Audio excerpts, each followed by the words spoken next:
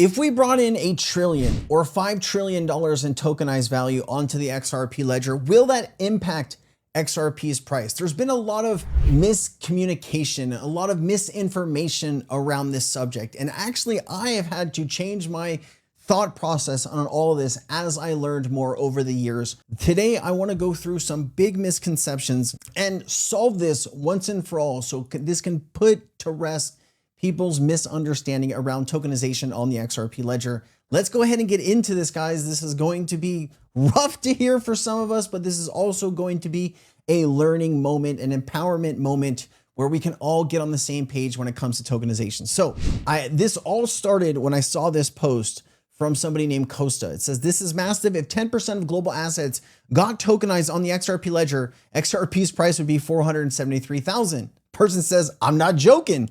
Still don't believe me, see the thread below. So let's go through what they're saying here, and then I'm going to lay out where they're getting this wrong and give you the right information. It says, so if Ripple is saying in 5 years, 10% of global assets, which is 50 trillion, will be tokenized, when 10% of global assets is tokenized onto the XRP ledger, 50 trillion, the amount of inflows and utility will most definitely skyrocket the price, not to mention a supply shock that can push it even further.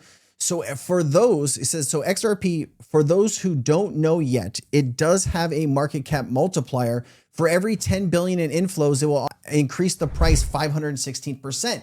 This is one of the biggest misconceptions. The market cap multiplier is, in fact, about 500x right now, but that is for inflows and outflows, buying or selling new XRP off the open market.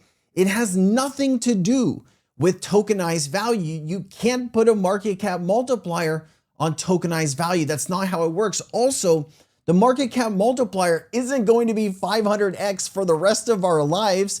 It only will work for the first few trillion because it's illiquid. Once a lot of liquidity comes on chain, you're not going to have this ridiculous market cap multiplier. And this is what I've seen more and more people get wrong and be confused about. So that's why we're making this video. And so they even point out Phil Kwok's market cap multiplier here. I do believe you're going to see a market cap multiplier in the first few billion, but once we get past like a trillion or $1.5 trillion market cap, it'll be close to what we're seeing with Bitcoin, which is like 5x or 7x. And then Costa is now saying, now let's do the calculations. If we take 10% of global assets divided by 10 billion inflows, that's 5,000, 10 billion inflows, 5,000 times 5.3 trillion. It's $26.5 quadrillion. Yes, you heard me right. Divide your current supply and you get the price here. All right. So let's go ahead and understand, I plugged all of this person's research in here, and here we go. The calculations in these posts are highly speculative and are not accurate. From a financial or market mechanism standpoint, this approach used dramatically overstates the potential XRP price by applying flawed market cap multiplier logic and ignoring real-world limitations such as liquidity, distribution, trading depth, adoption, and sustainable demand. The claim starts by assuming 10% of global assets, 50 trillion, will be tokenized on the XRP ledger by 2030. Even if 50 trillion was tokenized, it's unrealistic that this value would flow directly into the XRP ledger. And then it talks about market cap multiplier logic. These posts use market cap multipliers, example 516, gleaned from an order book visualization suggesting for every 10 billion in inflows, multipliers of the market cap go far beyond the amount added. These multipliers are theoretical and represent short-term order book depth or illiquid exchanges, not sustainable systemic movements in asset price or global adoption. Here's the mathematical exploration. The calculation divides 50 trillion by 10 billion to get 5,000 inflows, then multiplies that by 5.3 trillion, arriving at 26.5 quadrillion. This number is divided by XRP supply to get the price of 573,000 per token. This logic is fundamentally flawed because market cap multipliers are not linear or repeatable in aggregate inflows over trillions of dollars. Price cannot scale infinitely by repeating small size multipliers due to slippage, liquidity exhaustion, and market resilience. I wanted to take this a step further. If 50 trillion was tokenized in assets on the XRP ledger, the outcome for XRP's price is the role as collateralized demands for several factors, including how these assets interact with XRP XRPL's tokenization mechanisms and real-world liquidity constraints. Here is the dynamics. The XRP ledger allows anyone to tokenize assets, meaning that these assets are represented as issued tokens on the blockchain. When trillions are tokenized, the XRP ledger simply becomes the ledger, recording ownership and the transactions. The value of these assets themselves are not directly converted into XRP. They remain their own tokens, whether they're stable coins, tokenized real estate, tokenized bonds, what have you. Impact on XRP's price. If XRP is used as a bridge asset, XRP's price benefits only if those 50 trillion assets regularly use XRP for settlement. So if these assets are on the XRP ledger and they're using a stable coin or something other than XRP to settle these transactions, then that is not going to require XRP. But a lot of these transactions should require some XRP usage. The most actual demand for XRP liquidity, the greater the price support. So if XRP is used in great numbers for all of this tokenized value, that'll have more demand and support.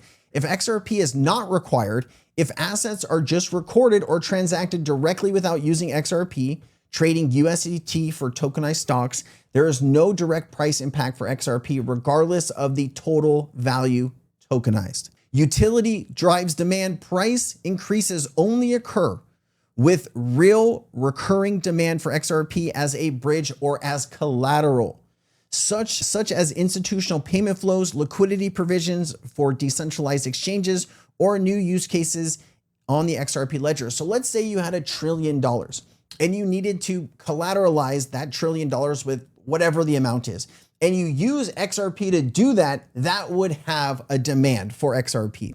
If the 50 trillion is backed by XRP, not automatically backed, the 50 trillion in tokenized value is not backed by XRP. Each tokenized asset value is independent and may be backed by fiat, real-world assets, smart contracts, depending on design. Backing means the asset is redeemable for XRP, or XRP is held as collateral, which is rarely the case for non-XRP native tokens on the XRP ledger. Only certain tokens use XRP natively. Only assets requiring XRP for settlement, such as certain institutional transfer mechanisms or liquidity pools, would tie their value to XRP demand. How does value move through the XRP ledger? Issuer trust lines. Tokenized assets are managed via issuer trust lines when users transact tokenized US dollars, stablecoins, stocks, or XRP may not be involved at all in those use cases. XRP used for network fees or transfers. XRP is required to pay small network fees. Those are drops, but this is negligible relative to total asset flows. Bottom line, if 50 trillion figure refers to the potential amount of assets that could be represented on the XRP ledger, not backed or collateralized by XRP itself, XRP only benefits if there is a large, sustained, real-world transactional demand requiring users to buy and hold XRP as settlement or collateral. The majority of tokenized value may not directly leverage XRP unless the ecosystem design incentivizes or requires its use at scale. And then I said, if I were explaining this to my audience, if the XRP ledger is home to trillions of dollars in tokenized value in the future, could the price still be dirt cheap? Yes, even if the XRP ledger hosts trillions of dollars in tokenized value, the price of XRP can remain low if XRP itself is not in high demand as a medium for settlement or liquidity. So this can get really confusing for people. I totally get it. There's been so much conversation online and back and forth about this. I went and it's a lot. So Moon Lambo posted this July 27, 2025. And I think it speaks, it's to a longer conversation that people are talking about. And he says, it seems you're talking about the concept of tokenizing real world assets on the XRP ledger. You do realize that the dollar value of tokenized assets is not the equivalent to the market cap of XRP.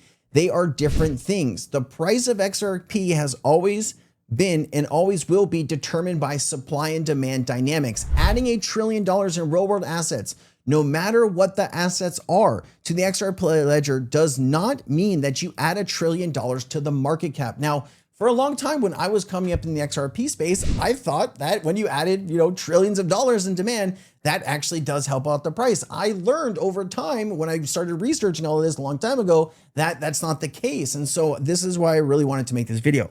Rather that $1 trillion of real world assets tokenized on the XRP ledger would be mere representation of the underlying asset, given that there would be an underlying contract for derivatives that are tokenized on the XRP ledger. Before they're tokenized, the tokenized derivatives are themselves derivatives. Put another way, the token on the XRP ledger in this instance would be a derivative of a derivative.